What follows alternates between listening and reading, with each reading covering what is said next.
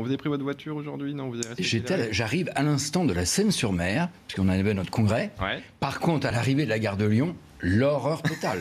Mais j'ai pas trouvé de taxi. Non, mais l'horreur totale. 300 mètres de queue. J'aurais dû en faire un débat, la journée sans voiture. J'ai dû prendre un faux taxi. J'ai payé au black parce que pour aller à bravo, faites attention. Et il y a les syndicats de taxi qui nous écoutent, ils vont pas être contents.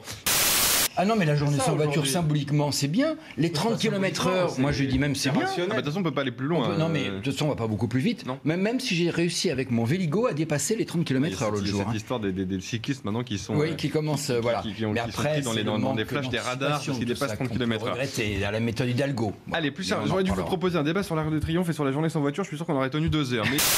Nicolas Jeantet, est-ce que ça doit nous inquiéter aussi sur les sondages hors primaire pour l'élection présidentielle? Est-ce que tout est faussé? Est-ce que les sondeurs se trompent? Non. D'ailleurs, moi, je prône la primaire ouverte, une grande primaire ouverte pour la droite et le centre. On a adopté une motion au Congrès des centristes à la Seine-sur-Mer sur ce sujet. Et je souhaite que mercredi, la direction, ou samedi, les adhérents des LR choisissent le cadre de la primaire ouverte. Parce que plus il y a de participants, la primaire ouverte lors de la dernière élection présidentielle a été un succès. 4 millions ont participé. S'il n'y avait pas eu les affaires Fillon après, on était dans une vraie dynamique et on pouvait éventuellement gagner la présidentielle. On n'a pas de boule de cristal et encore moins rétroactive. C'est difficile de dire que ce sont les affaires uniquement qui ont empêché François Fillon de gagner. Mais c'est vrai que certains, y compris dans le camp, les Républicains, disent non, pas de primaire, ça s'est très mal passé. Mais vous avez raison de le souligner, en 2016, c'était un succès, cette primaire de la droite et du centre. 4 millions, il faut encore aussi que cette fois-ci, on fasse une grande primaire ouverte de la droite et du centre pour désigner notre candidat. Voilà. Non, ne croyez pas qu'il y a une guerre à droite. J'entends beaucoup les médias dire il y a une guerre à droite. Il y a un la droite a quand même nommé Jean Leonetti, porteur de la loi sur la fin de vie, pour lui donner... non, mais soyez pas... Non, mais c'est quand même... C'est un homme de consensus qui va rassembler tout le monde autour de la table. Au-delà du bon mot, Nicolas Jeantet, c'est vrai qu'on la sent pas bien partie, cette course des candidats à droite. Je suis très optimiste. C'est la première fois. On peut gagner cette élection présidentielle. La droite peut gagner. Les Français n'ont pas envie du duel mortifère Macron-Le Pen.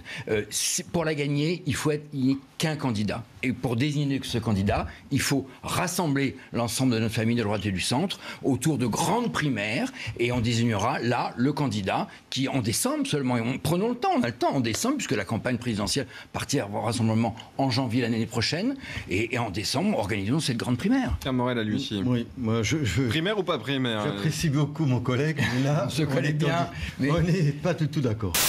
Je vous le dis très honnêtement, il y a plein de débats, de sujets dans la campagne présidentielle sur lesquels on n'est pas du tout d'accord. Le régalien qui décide de tout venant d'en haut et il faut un élan de décentralisation, il faut un élan pour libérer les territoires et ça, depuis 4 ans, le président de la République ne l'a jamais fait. Il dirige tout seul dans son bureau avec 5 conseillers et voilà. L'exemple d'Europe Écologie Les Verts n'est pas le bon exemple de la primaire. Europe Écologie Les Verts a toujours été très ancré à gauche. Bien sûr.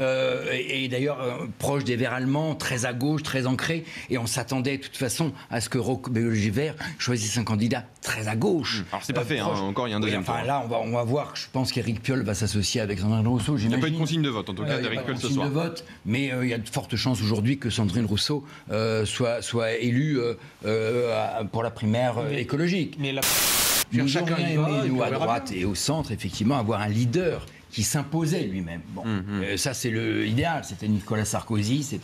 Aujourd'hui, il n'y en a pas. Il y a un débat d'idées. Il y a des candidats qui vont faire campagne jusqu'en décembre. Et en décembre, on choisira le mode de désignation du candidat de la droite et du centre. Exactement. C'est pas nouveau. Les préfets avaient une marge de latitude. Notamment sur les centres commerciaux. Vous voulez reparler du duo préfet-maire? Non, fameux. Objectivement, les préfets pouvaient déroger à quelques règles nationales. Avec quelle efficacité? On prend un exemple, les terrasses. Ça serait l'occasion justement de libérer les terrasses et de ne pas exiger le pass sanitaire sur les terrasses. Voilà, c'est le meilleur exemple. Il est clair que la France a un devoir de vérité sur les harkis. Mais il faut ne soyons quand même pas dupes. On a 7 mois de la présidentielle. C'est la prochaine question. Non mais, excusez-moi on est à 7 mois de la présidentielle. Les harkis, c'est une niche électorale importante, il faut être honnête avec soi-même. C'est 500 000 électeurs. C'est un électorat qui est plutôt à droite, d'ailleurs courtisé en son temps par Jean-Marie Le Pen et par Marine Le Pen. Donc ne soyons pas dupes. Là, il essaye aussi d'essayer d'aller chercher un électorat qu'il n'a pas et qu'il a trahi à une époque. On parle de réparation. Est-ce qu'on va passer à la reconnaissance, effectivement, de la responsabilité de l'État dans la souffrance, dans les manquements en tout cas, notamment de l'accueil. Et est-ce qu'on va passer à la troisième étape, qui serait un projet de loi, le vote d'une loi de reconnaissance de la responsabilité de l'État? C'est toute la question, et on va attendre avec impatience les annonces du chef de l'État demain.